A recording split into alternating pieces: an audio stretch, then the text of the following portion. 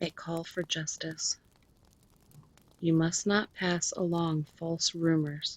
You must not cooperate with evil people by lying on the witness stand. You must not follow the crowd in doing wrong. When you are called to testify in a dispute, do not be swayed by the crowd to twist justice. And do not slant your testimony in favor of a person just because that person is poor. If you come upon your enemy's ox or donkey that has strayed away, take it back to its owner. If you see that the donkey of someone who hates you has collapsed under its load, do not walk by. Instead, stop and help. In a lawsuit, you must not deny justice to the poor. Be sure never to charge anyone falsely with evil. Never sentence an innocent or blameless person to death, for I never declare a guilty person to be innocent. Take no bribes, for a bribe makes you ignore something that you clearly see. A bribe makes even a righteous person twist the truth. You must not oppress foreigners. You know what it's like to be a foreigner, for you yourselves were once foreigners in the land of Egypt. Plant and harvest your crops for 6 years, but let the land be renewed and lie uncultivated during the 7th year. Then let the poor among you harvest whatever grows on its own. Leave the rest for wild animals to eat. The same applies to your vineyards and olive groves. You have 6 days each week for your ordinary work, but on the 7th day you must stop working. This gives your ox and your donkey a chance to rest. It also allows your slaves and the foreigners living among you to be refreshed. Pay close attention to all my instructions. You must not call on the name of any other gods. Do not even speak their names. 3 annual festivals. Each year you must celebrate 3 festivals in my honor. First, celebrate the festival of unleavened bread. For 7 days the bread you eat must be made without yeast, just as I commanded you.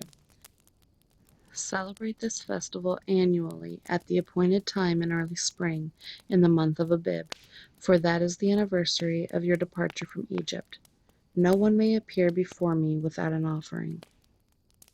Second, celebrate the festival of harvest, when you bring me the first crops of your harvest.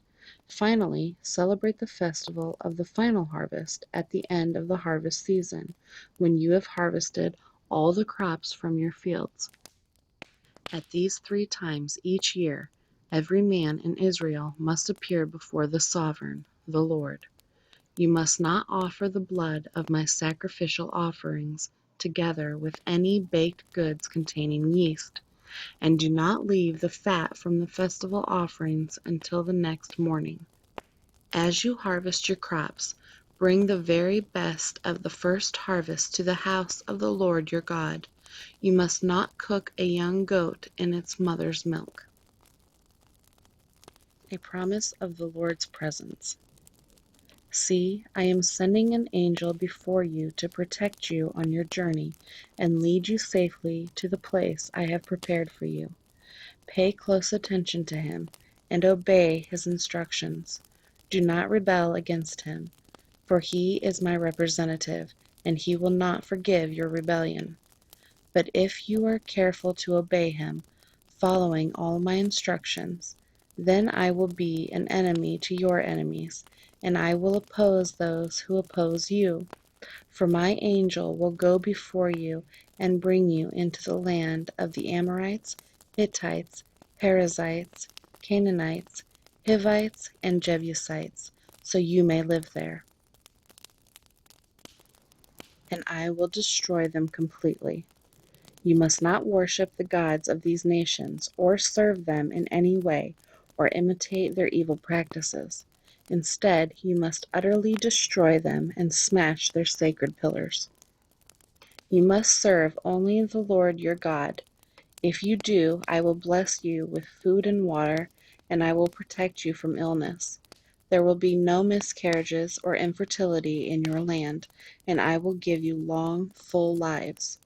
I will send my terror ahead of you and create panic among all the people whose lands you invade. I will make all your enemies turn and run. I will send terror ahead of you to drive out the Hivites, Canaanites, and Hittites. But I will not drive them out in a single year, because the land would become desolate, and the wild animals would multiply and threaten you. I will drive them out a little at a time until your population has increased enough to take possession of the land. And I will fix your boundaries from the Red Sea to the Mediterranean Sea, and from the eastern wilderness to the Euphrates River. I will hand over to you the people now living in the land, and you will drive them out ahead of you. Make no treaties with them or their gods. They must not live in your land, or they will cause you to sin against me. If you serve their gods, you will be caught in the trap of idolatry.